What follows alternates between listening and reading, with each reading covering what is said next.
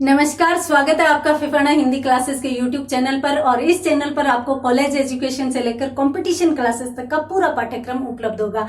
आइए आगे बढ़ाते हैं बाल कृष्ण भट्ट जी द्वारा रचित निबंध मन की दृढ़ता को। देखिए, इस क्लास में अपन पढ़ रहे थे बाल कृष्ण भट्ट जी द्वारा रचित निबंध। भट्ट जी द्वारा रचित निबंध कौन सा जी?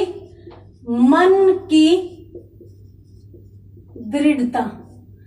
बालकृष्ण भट्ट का निबंध कौन सा पढ़ रहे थे अपन यहां पर? मन की दृढ़ता।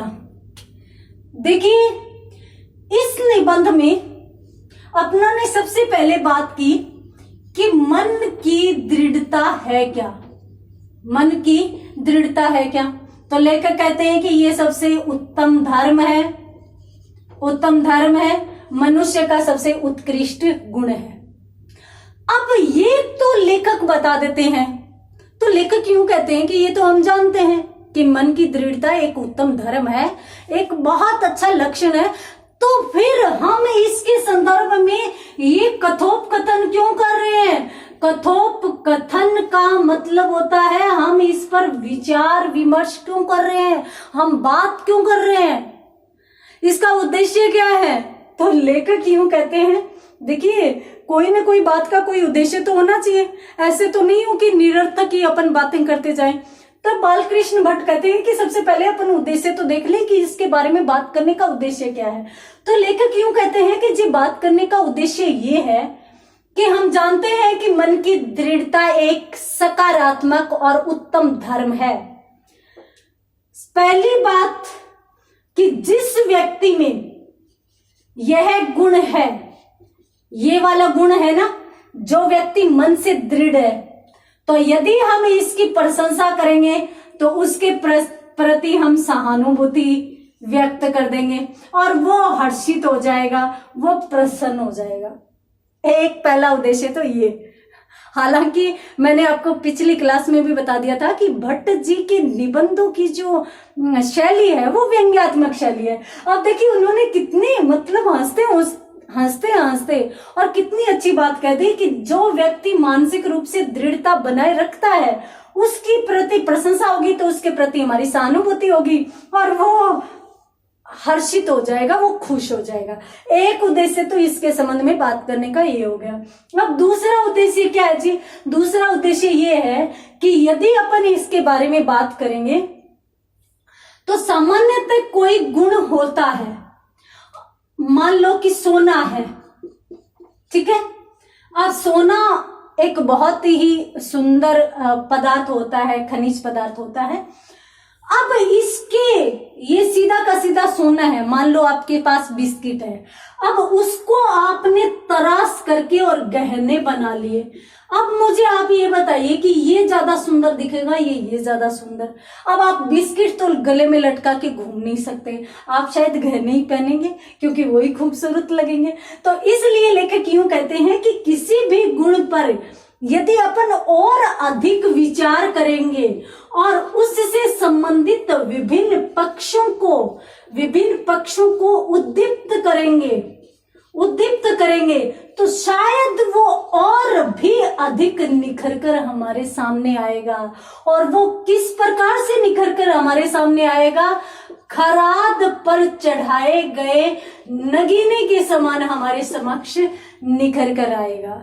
तो इस प्रकार से कहते हैं कि जिस प्रकार से सोना पदार्थ है, ठीक है, गुण है, उसी प्रकार से मन की दृढ़ता भी एक गुण है। उसको तराश कर अपनों ने गहना बना लिया तो उसकी उपयोगिता और अधिक बढ़ गई। उसी प्रकार से मन की दृढ़ता के यदि अपनों ने विभिन्न पक्षों का उद्घाटन किया तो जिस व्यक्ति में ये चीज है ना, वो और अधिक उसको सुंदर बनाने का प्रयास करेगा और फिर ये गुण है वो और भी अधिक निखर कर नगीने के समान हमारे समक्ष आएगा। इसका एक और भी उद्देश्य यहां पर हो जाता है। और भी कौन सा उद्देश्य हो जाता है कि सबसे पहली बात तो जिसमें है उनकी दोनों की बात कर ली अपनों ने, ठीक है। जिनमें है एक तो वो हर्षित हो जाएंगे, दूसरा वो और अधिक निखरने का प्रयास करेंगे। तीसरा, अब जिनमें नहीं है ये गुण तो अब उनके समक्ष अपन इस प्रकार की बातें करेंगे तो वो भी प्रयास करेंगे कि हमारे अंदर भी इस प्रकार का गुण आना चाहिए, हमारे अंदर भी इस प्रकार की दृढ़ता होनी चाहिए। क्योंकि मनुष्य किसी से प्रभावित हुए बगैर तो रहता नहीं है, क्योंकि सामाजिक प्राणी है। समाज में जब भी संपर्क में आता है किसी के कुछ न कुछ देता है और कुछ न कुछ लेता भी है। तो इस प्रकार से जिसमें नहीं है वो भी इसके लिए क्या करेंगे, प्रयास करेंगे। अब जैसे ही लेखक कहता है कि जिनमें नहीं है वो प्रयास करेंगे, इन दोनों का तो ठीक था। जिनमें नहीं है वो प्रयास करके अर्जित करेंगे। जैसे ही लेखक ये बात करता तभी उसे एक कहावत याद आती है। और मैंने आपको कहा था कि भट्ट जी ने कहावतों, लोकोक्तियों, मुहावरों से अपनी भाषा को और भी संजीदा बनाने का प्रयास किया है। यहां पर देखिए आप, इनको एक कहावत याद आती है। कौन सी आती है? गदहा पीठ न घोड़ा होता, गदहा पीठ न घोड़ा होता। लेखक क्यों कहते हैं कि गधे को पीट कर घोड़ा नहीं बनाया जाता, अर्थात गधा तो हमेशा गधा ही रहता है। अब आप लगभग तो आप समझ चुके होंगे ये बात क्यों कही गई है। लेखक क्यों बताना चाह रहे हैं कि जिसमें मानसिक दृढ़ता नहीं है वो ये गुण कभी भी अर्जित नहीं कर पाएगा। क्यों अर्जित नहीं कर पाएगा? क्योंकि गधे को पीट कर कभी भी घोड़ा नहीं बनाया जा सकता, गधा हमेशा ही गधा ही रहता है। तब लेखक यूं कहते हैं कि मान लिया गधे को पीटकर घोड़ा नहीं बनाया जा सकता। और पिछली क्लास में अपनों ने देखा था कि अनेक पुस्तकें जो पुस्तकालयों में भरी पड़ी है वो भी अनेक प्रकार की सीख देती है। वैसे भी शिक्षा देकर समाचार पत्रों द्वारा, भाषणों द्वारा हम किसी व्यक्ति को प्रभावित करके और उसमें कुछ न कुछ गुण का विकास कर सकते हैं। ये बात अपनों ने पिछली क्लास में पढ़ी थी। लेकिन लेखक को ये बात भी याद है जो लोकोक्ति रूप में प्रचलित है। और लेखक यूं कहते हैं कि जो लोकोक्तियां बनी है, जो मुहावरे बने हैं, जो कहावतें बने हैं, शायद उनके पीछे कोई न कोई तो वजह होगी, बिना वजह की तो ये नहीं बने होंगे। अर्थात कहीं न कहीं तो ये नियम काम करता होगा। तो फिर लेखक क्यों कहते हैं कि मान लो अपनों ने कह दिया कि शिक्षा के द्वारा, हम प्रयास के द्वारा, हम अभ्यास के द्वारा, पिछली क्लास में अपनों ने अभ्यास का भी पढ़ा था कि करत करत अभ्यास ते जड़मति हो तो सुजान। तो इस प्रकार से अभ्यास के द्वारा भी अपन गुणों का विकास कर सकते हैं। परंतु जब ये बात आ जाती है तब हमारे प्रयास, हमारे अभ्यास, हमारी शिक्षाएं सब की सब फेल होती हुई नजर आती है। तब लेखक यूं कहते हैं ठीक है, मान लीजिए कुछ भी सफल नहीं होने वाला, न शिक्षा सफल होने वाली, न समाचार पत्र, न भाषण, न पुस्तकें, कुछ भी सफल नहीं होने वाला, ये मान लेते हैं। पर कम से कम जिस व्यक्ति में यह गुण नहीं है, अर्थात वह अवगुणी है, उसमें ये गुण नहीं है, उसको हम ये बात बता तो सकते हैं। मान लो अगर अपन सीधा उसे बताएं, सीधी भाषा में उसे कहें, विवेक मानसिक रूप से दृढ़ता अपना, हर किसी से प्रभावित मत हुआ कर। यदि तू हर किसी से प्रभावित होगा तो तू किसी भी प्रकार का कोई भी निर्णय नहीं ले पाएगा, तू आगे नहीं बढ़ पाएगा। अगर अपनी ये सीधी की सीधी बात वो नहीं समझ सकता तो हम ये भी कर सकते हैं कि 10-10 लोगों का उदाहरण ले। 10-10 लोगों का, कौन से को? 10 वो जिनमें ये गुण है उनका, और 10 वो जिनमें ये गुण नहीं है उनका।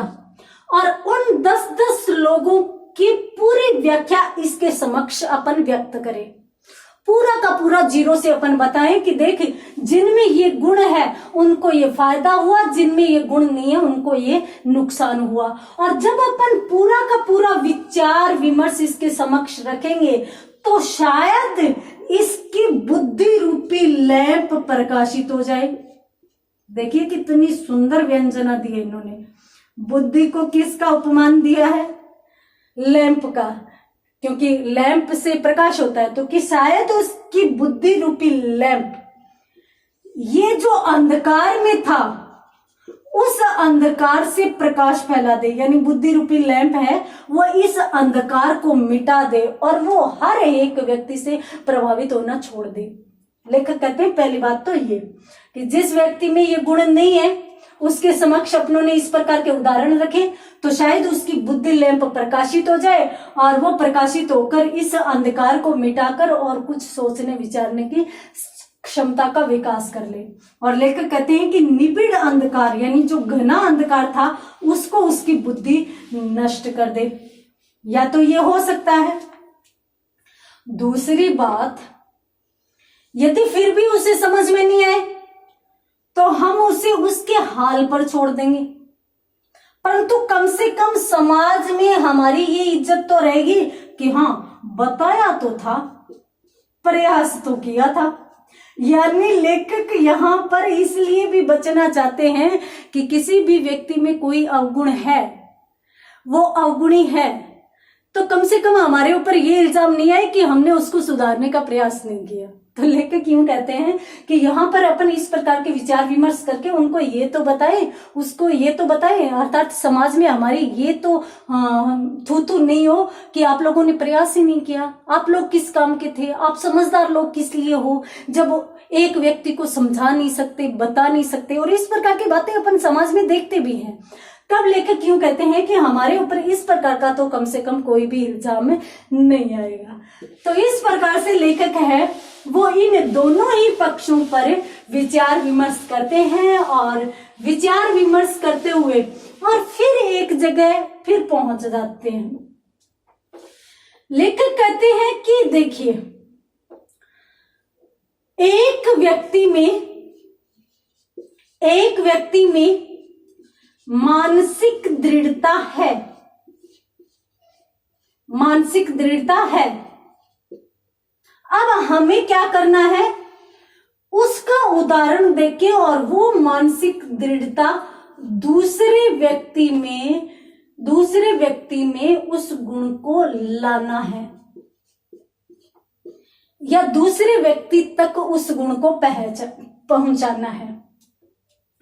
यहां पर इसके बारे में तो अपनों ने बात की, ठीक है, अपनों ने बात की कि देखिए उस व्यक्ति में यदि अपन मानसिक दृढ़ता उपजाना चाहते हैं तो पहली बात तो कि उसकी बुद्धि में ये तो आ जाएगा कि तू कहाँ है और तुझे क्या करना है, ठीक है। अपन 10-5 लोगों का उदाहरण देके बताएंगे तो उसकी बुद्धि में जरूर ये बात ये तो आ जाएगी कि मैं कहाँ हूं, मैं क्या हूं और मुझे किसके जैसा बनना है, ठीक है। और मुझे अपने कौन कौन से अवगुणों को नाश करते हुए और कौन से गुण तक पहुंचना है, ये बात तो आ जाएगी। और नहीं भी आए तो रहो, छोड़ो ना उसको अपने हाल पर। और कम से कम अपने को लोग तो ये नहीं कहेंगे कि तुम लोगों ने प्रयास नहीं किए, ये बात कर देते हैं। अब यूं कहते हैं कि अपनों ने यहां से ले जाकर और वहां पर की तो इस बात का एक नुकसान भी हो सकता है। कैसे?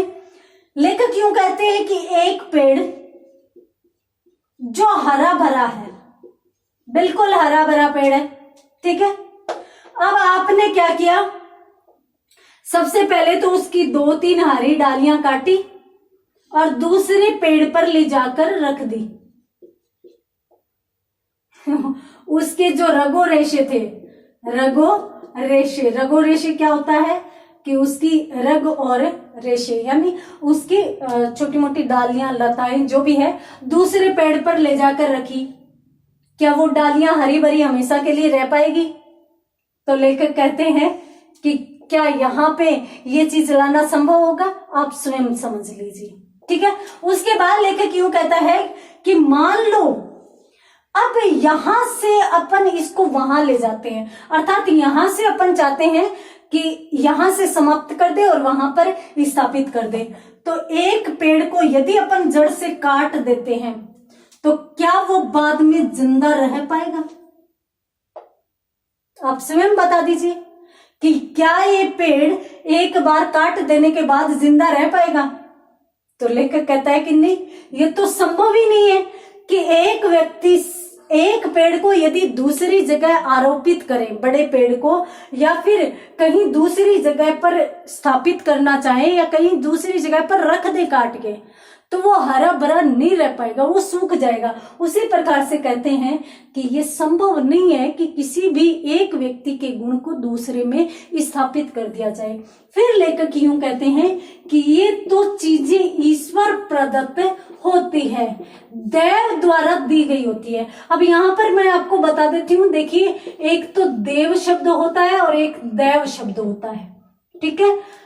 देव का तो देवता से लिया जाता है और दैव का अर्थ भाग्य होता है, यानी ये ईश्वर प्रदत्त, यानी ये भाग्य के द्वारा दी गई चीजें होती है। हाँ, कुछ मात्रा में हम प्रयास द्वारा अर्जित कर सकते हैं, परंतु प्रयास द्वारा भी अर्जित, अभ्यास द्वारा भी अर्जित तभी संभव है जब व्यक्ति स्वयं प्रयास करे। हाँ, बालक यदि कोई है, छोटा बच्चा यदि है, तो उसमें अपन इस प्रकार के गुण थोड़ी मात्रा में बार बार अभ्यास करवा के कर सकते हैं, क्योंकि उस बालक को अभी भी सहारे की जरूरत है, हमारा सहारा चाहिए, और वो सहारे पर विश्वास भी करता है, तो वो उस चीज को अर्जित कर भी लेगा। परंतु यदि युवा की बात करें तो वो फिर हम पर विश्वास नहीं करेगा, वो यदि स्वयं उसके लिए तैयार नहीं हो तब तक हमें कुछ भी नहीं कर पाएंगे। तो इस प्रकार से लेखक इस विषय में अनेक मतों के संदर्भ में विचार विमर्श करते हैं।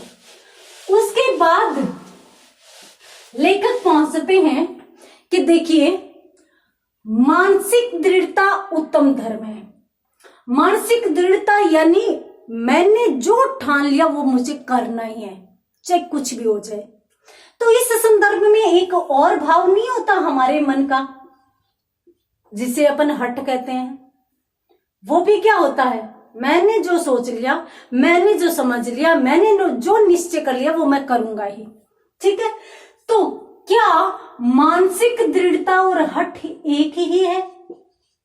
अब लेखक इस विषय पर विचार विमर्श करना चाहते हैं। लेखक उसका सूक्ष्म अंतर बताना चाहते हैं। क्यों बताना चाहते हैं? क्योंकि कहीं पाठक या कहीं श्रोता इन दोनों को एक मानकर और दोनों में एक ही लक्षण न मान ले, तो इनके बीच में बहुत ही सुंदर रूप में लेखक अर्थ बताते हैं, अंतर बताते हैं। कैसे और कौन सा अंतर बताते हैं देखेंगे अगली क्लास में। तब तक के लिए धन्यवाद।